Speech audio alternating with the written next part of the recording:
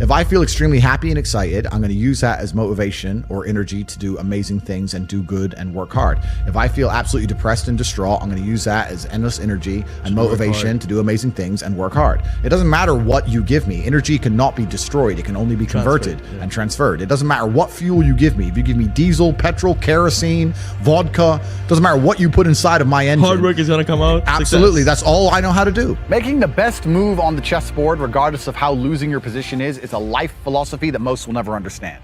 Sometimes you look at your position on the board and you're fucked. But still, regardless of how fucked you are, there's still a best move.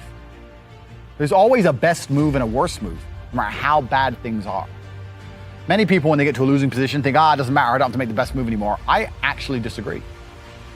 Maybe 9 times out of 10, the best move won't save you, but that 1 time out of 10, the best move might be just enough to save your ass.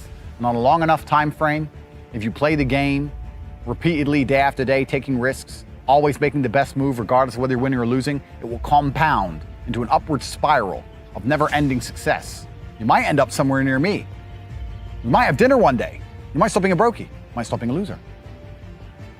If your girl leaves you, the best move on the board perhaps is to go to the gym, perhaps is to send her flowers, perhaps is to never text her again. But you should make the best move on the board regardless. Even if you don't want her back, you should still make the best move. You should always think that way. What move will give me the best possible strategic position? That's how you think. That's how I think. Best move on the board is how you should approach your life. Next time you're in a situation, you should sit and say, okay, this is a bad situation, I'm fucked. But what's the best move I could possibly make? What's the outcome I would like? What's the most likely move to give me that particular outcome? And you'd be surprised what some of them are. I had a guy email me the other day saying he lost his job. And he was the worst salesman. I said, well, then you deserve to lose your job. That's how sales works. It's fearsome. He goes, well, I don't know. What should I do? I said, what's the best move on the board? He goes, well, I really want the sales job. I think I can get good at it. I said, well, then work for free. So do you have another job yet? He said, no. Okay, while you're applying for other jobs, instead of sitting around on your ass at home, keep working for free for the company for 2 or 3 weeks and see if you can turn it around. And he tried that. And he couldn't because he's shit at sales. But the point is, if he would have sat at home doing nothing, it wouldn't have helped him. The best move on the board was to try and prove to his company that he's actually worth something. If he was worth something, in those 2 or 3 weeks, he might have turned it around and got his job back. He still got to apply for new jobs. He didn't lose anything. Best move on the chessboard. That's how I want you to approach your life, ladies and gentlemen. It's the mental model in which you should apply to scenarios to deduce what is the best possible action. Because if you're always making the best move and very rarely making the worst move, it's pretty hard to lose. It's player versus player out here. The world is about winners and losers, and everyone is competing against each other. You are competing against me, I'm competing against you, you're competing against your friends. You're competing against your enemies.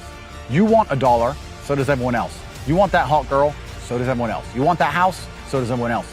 What's amazing is the things you want, the main reason you want them is because other people want them. So you can show off that you have it and they don't. It is competition. It's kind of like the age-old adage.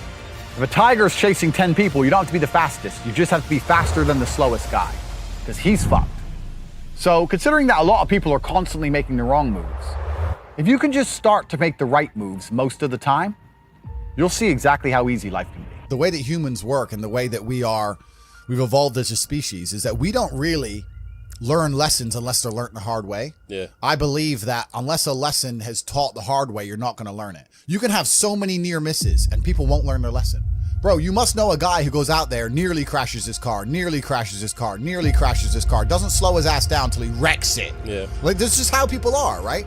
So you need that pain for the lesson to sting enough to really genuinely go inside of your mind.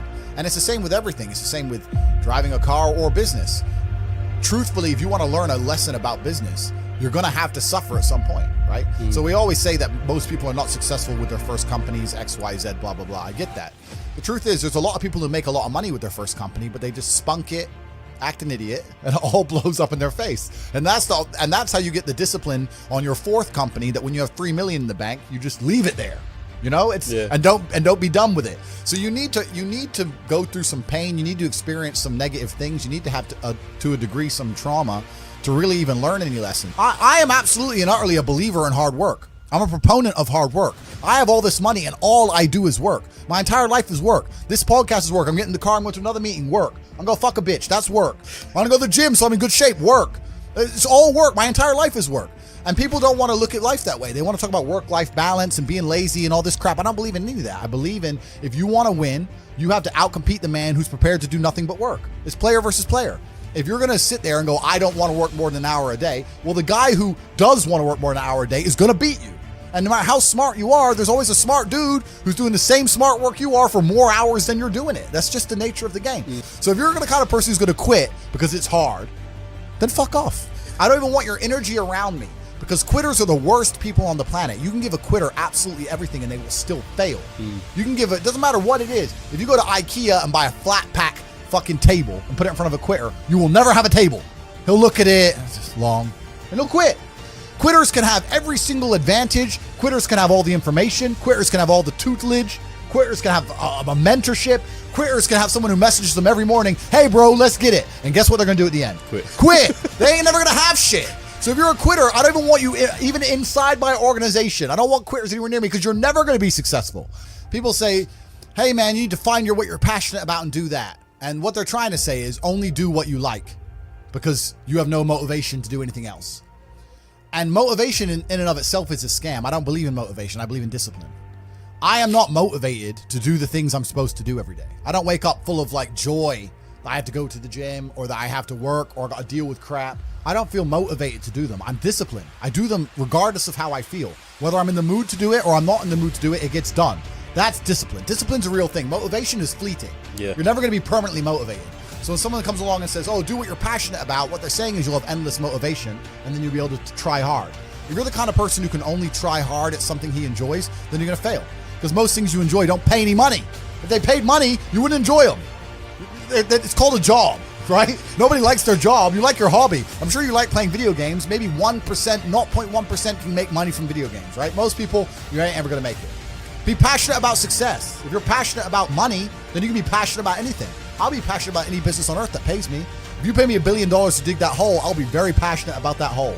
I will dig that hole with passion for the cat. You're a man, right? And if you're a man, then it's absolutely an utterly different experience of life. I think we're here to struggle. I think we're here to endure pain. I think we're here to just see how hard we are to kill. I think that going through terrible things and living through them and coming out the other side is one of the most fantastic things about being human. I think that it's almost like once you understand what life is really about, there's no emotion which isn't enjoyable. The only emotional state which can be seen as detrimental is feeling nothing at all. But if you're sitting at home and you're feeling truly heartbroken, at least you're feeling something, right? And I think that's the whole part of being human. I think we're here to struggle. I think we're here to go through pain. That's so I wake up each day and go, what can I attack? What problem can I solve? If I'm unhappy with something and I'm uncomfortable with something, I fix it. That's endless motivation, which I don't truly believe in as a concept, but that's endless fuel for the fire. If I was unhappy with something about myself, regardless of what it was, I would be able to take all of that discomfort and turn it into endless energy to get the problem fixed.